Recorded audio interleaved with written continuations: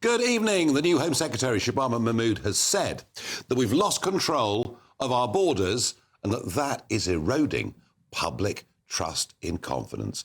Goodness gracious me. She also says the only way we can solve it is through international cooperation. She does, though, go on to criticise some elements of the European Convention on Human Rights. But my take on this, we've heard it all before. Every single Home Secretary says we need international cooperation. Every single Home Secretary joins in with the vast majority view of the country. Yes, we understand how you feel. We get it. But is any of this going to make any difference? Well, let me ask you at home. Does Shabana Mahmood inspire your confidence? Farage at gbnews.com, because she certainly doesn't mine. Geoff, it's just the same old stuff, isn't it? It's the same old stuff again and again. They're not quite using smash the gangs as much as they are, but there's no change, is there? I think she's brought a new focus to this issue. She's only been in the job for a short time. Fair point. There are a number of measures that actually were already in process before she got the job. And I'm pretty confident that she really means what she says. She's understood that this issue has gone deeply into the British psyche and people want action. So I think she recognises the problems she faces. She's got to sort this out. But you know But every time we rely on international cooperation, it doesn't bloomin' work. You know, we thought we had a deal with Albania, only for Eddie Rama to say, their Prime Minister, to say no. We had the Prime Minister, standing up at a press conference. For the first time, we have a one-in, one-out policy. Well, since that came in, it's 11,000 in and 26 out. There is nothing fresh in what she has to say. And surely isn't the answer not international cooperation, but actually gripping it ourselves? Well, I think it's both. There's no doubt that we have to take action, but equally we have to work with the French in particular, because that is the shortest distance by boat into the United Kingdom. And it's obvious that we have to work with the French authorities in the way that we have done. And bear in mind, this government has done far more than previous governments did to get the French to recognise that they have a problem as much as we do. But the numbers are going up still. Kwasi, so look, what I was going to say was we have heard it before. I remember, and many of your viewers will remember, when John Reid became Home Secretary, and the first thing he said was, it's not fit for purpose. And she's doing a version of that. That was the whole Home Office, wasn't it? Yeah, that's right. Yeah. But she's doing a version of that, which a clever politician does. I've inherited a complete mess. This was terrible. So if there's any uplift, she will obviously claim the credit for that. I saw a kind of very skillful politician at work there.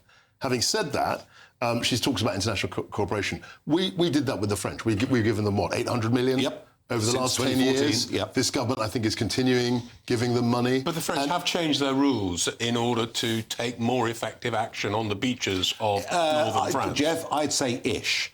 You know, we have seen some videos of boats being slashed. Equally, we've also seen, examples of where literally a couple of hundred yards from the shore, the French Navy literally escort them all the way to our 12-mile line. But let's be fair. I mean, she's new in post, and Geoff and I have been in cabinet positions, and let's just see what happens. I mean, I'm willing to give her the benefit of the doubt, but having seen what I've seen of the government and having heard, been around politics 20 years, I'm not convinced that things will change. Now, over the weekend, a very interesting thing happened. There was a merchant ship that left France, and they discovered they'd left a French port, and they discovered 2 stowaways on board. They'd got themselves in the engine room, and they were basically opening the hatch and coughing and spluttering from, I think, carbon monoxide poisoning nearly. They were discovered off Ramsgate, 2 stowaways. Do you know what happened? They were taken straight back to France. That's good. Despite the fact they were in UK waters, why can't we extend that to everyone that crosses the channel? No, that makes sense. I mean, but in a way, they're trying to do that with the one in, one out. It's a version of, getting people back. But it's not working, as you've said. Well, the numbers are pitiful. I mean, the point is, Geoff, the French have a massive problem already. I think the EU got this wrong in 2015 by saying if you cross the Med, you can stay, and the burden on Sweden, on Germany, on France has been enormous. But at the end of the day, they're not really going to help us, are they? Well, one aspect of international cooperation that we lost as a result of Brexit was the Dublin Convention. That would have helped Our old friend, the significantly. Dublin Convention, Well, Geoff. it made a big difference. You're quite right, it did. We had to take in more than we sent back. Well, that's not true. What happened? If you look at the figures for 2018 and 19, that is true. But one of the key benefits of the Dublin Convention was that it stopped multiple applications. And someone, for example, in Sweden, who had been turned down by the Swedish government, could not then reapply in the United Kingdom.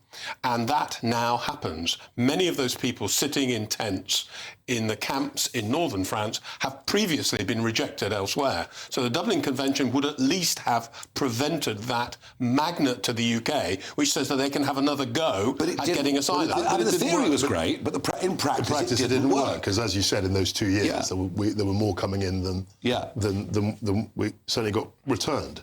But look, the main thing, what this government is doing, and I can see it now, is, we're nearly, 18 months in, things aren't going well. So what governments always do is they blame everybody. So, you can blame Brexit, they'll blame me and the mini budget, they'll blame you for Brexit, they'll blame absolutely everybody. Yeah. And they will say, they won't actually be able to put their hands up and say, look, we've got some of this wrong, which is what everyone can see.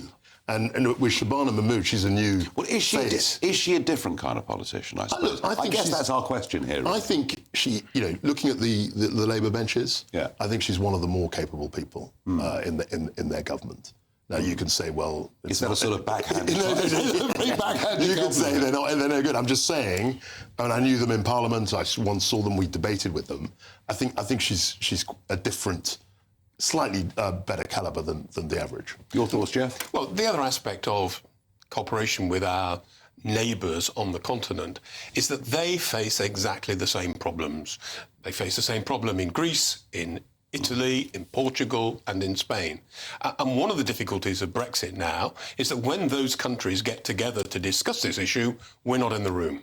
Good. But we're not in the room, and therefore we can't participate in the initiatives that are being taken. That we engage with. Do you understand how much Angela Merkel influenced the Brexit vote in this country? When she said, That's right, that was huge. Come everybody. That was huge. And one of the reasons people voted Brexit was to say, right, they've made an absolute mess of this. We want nothing to do with it. And the fact that British governments have allowed people illegally to come to Britain to be put up in four-star hotels. I have to say, Nigel, I campaigned hard during the Brexit referendum. Angela Merkel didn't come up once on but the Syrian refugees, but Nigel's right, the Syrian refugees was a big deal. It was. I mean, I was campaigning, obviously, against your view.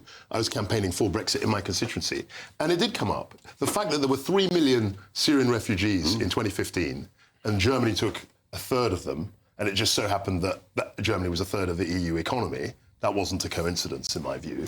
But the fact that they took a third of them and took 1 million did actually resonate in many voters. The Germans did that for their own domestic economic reasons. There was a labour shortage. They wanted to increase and it's the been number a of people disaster. in It's been a work. social disaster. It's been a disaster. Well, I'm not defending the decision, but what I'm saying is that this was not illegal immigration along the lines that we've just been discussing. This was something that the government in Germany supported and advocated. I think it was widely regarded as a mistake, but during the course of that campaign, it was something that did come up. No, I believe it did.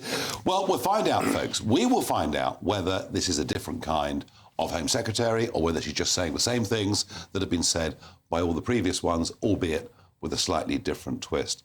I suspect Kwasi is right. I suspect she is actually rather more capable, perhaps, than some other ministers we've seen over the course of the last 15 or 16 months. But I just don't see anything here that is going to change.